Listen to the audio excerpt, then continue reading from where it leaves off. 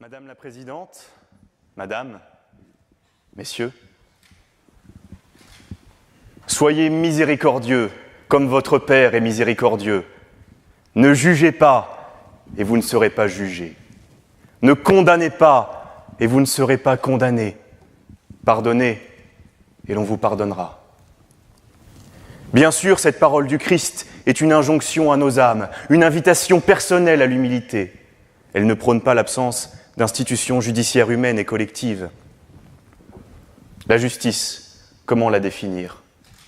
Selon l'étymologie latine, elle serait un dérivé du verbe iubere, qui signifie ordonner ou décréter. Dans une autre définition, elle se rattache au mot iu, ce qui est saint, pur, divin.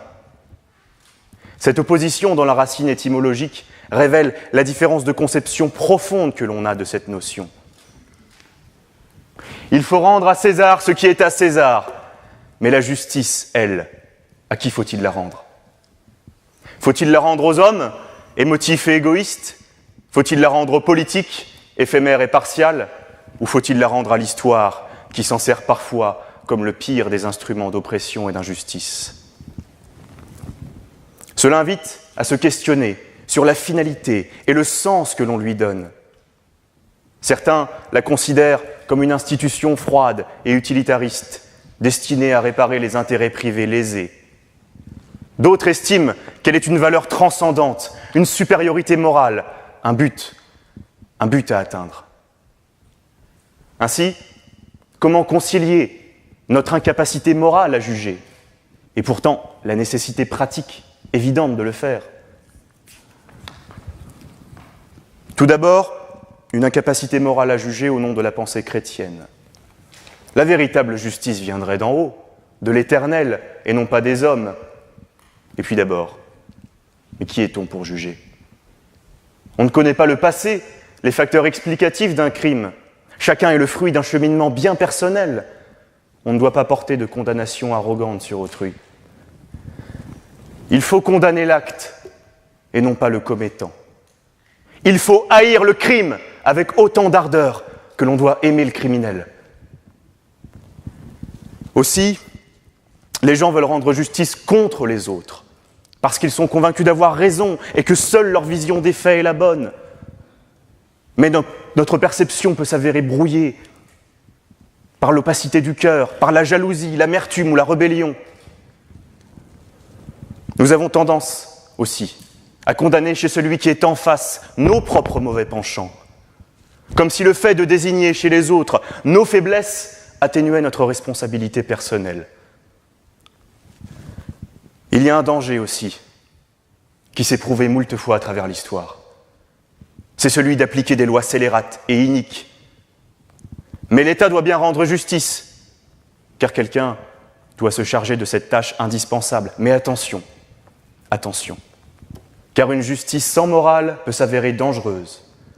Car oui, le risque de rendre justice sans considérer qu'une loi immuable et supérieure n'existe préalablement, c'est faire courir la menace de replonger dans les heures les plus sombres de notre histoire. Heureusement, certaines lois sont constantes et unanimement reconnues comme bonnes.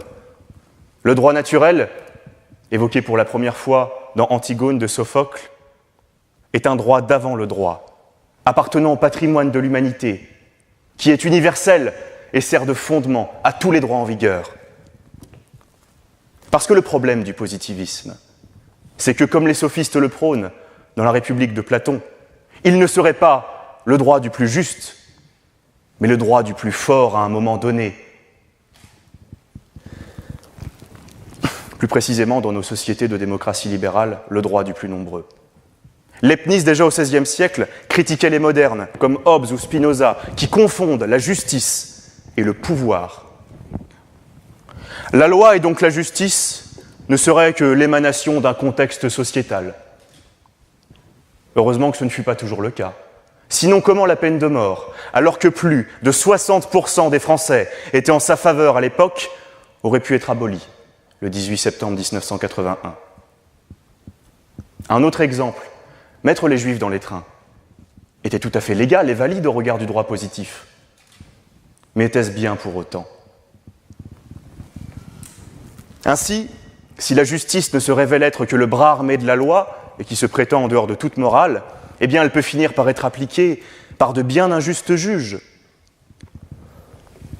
La justice des hommes est imparfaite, mais elle est comme un enfant persévérant, qui malgré sa chétivité a le désir de faire au mieux. Il y a une nécessité pratique évidente de rendre la justice. Pour éviter la vengeance privée, on ne peut pas juger. On ne peut pas. Mais on peut rendre un jugement. Sinon, la justice privée engendre l'escalade de la terreur et mène à la pire des anarchies. L'État, seul détenteur de la violence légitime et de la souveraineté suprême, doit s'arroger la tâche de rendre justice, pour éviter la propagation des règlements privés et claniques. On peut rendre justice soi-même, au sens de la capacité physique, mais on ne le doit pas. On ne le doit pas car cela est injuste, motivé par la vengeance et l'affectivité, et non le désir de l'ordre et du bien commun. On ne peut pas être juge et partie. Il faut donc faire appel à un juré, qui se révélera peut-être imparfait, mais qui sera neutre et mettra les protagonistes d'accord. Ainsi, on ne doit jamais rendre la justice au nom d'une personne physique, mais au nom du principe garant de la paix civile dans la société, d'un concept moral unificateur. Autrefois, sous l'Ancien Régime, c'était le roi qui, fontaine de justice, la rendait. Aujourd'hui, c'est au nom du peuple français que la justice est rendue. Aussi, si l'État, pour des raisons de compromis idéologiques ou politiques, commence à abandonner son devoir de justice, eh bien les gens, malheureusement, finiront par la rendre eux-mêmes. Elle est nécessaire aussi par souci d'équité et de cohésion. Dans la vision d'Aristote, la justice a une double finalité, parce que c'est rendre à chacun ce qui lui est dû. À la victime tout d'abord, pour que son dommage se voit réparé, mais aussi pour que le criminel, lorsque sa dignité humaine est respectée, prenne conscience de sa faute, avance dans son cheminement personnel, la mûrisse et avance vers la rédemption. On peut penser à la justice réhabilitative concernant cette question. Mais on peut aussi rendre justice autrement qu'au sens pénal et civil du terme. On peut aussi penser à la justice économique et sociale. Le droit protège la propriété privée et donc l'inégalité des biens. Faut-il le regretter ? Une société inégalitaire est très certainement plus prospère qu'une société à l'égalité forcenée, même pour les plus pauvres. Donc moralement, on peut rendre la justice en termes économiques. Et au sujet de la justice sociale, les anciens établissaient une distinction entre la justice commutative ou réciproque, qui est nécessaire pour les échanges, et la justice distributive, qui est basée sur un principe de proportionnalité, selon les besoins de chacun. Donc on peut tout à fait rendre la justice inégalement, en fonction du mérite personnel. Les politiques publiques s'essayent d'ailleurs souvent, à travers plusieurs exemples, de rendre la justice, à travers le RMI ou l'ISF, en rééquilibrant les inégalités. On doit donc juger en fonction de l'équité, et non dans une froide, stricte et machinale application des textes. La morale est omniprésente dans le droit, car on ne peut jamais être neutre. D'ailleurs, le juge français s'arroge certaines largesses, contestées peut-être, au nom de cette cause. On peut penser au récent principe de fraternité, dégagé le 6 juillet 2018 par le Conseil constitutionnel dans l'affaire de Cédric Herrou. La justice est un idéal, et elle se devrait de restituer l'ordre naturel des choses.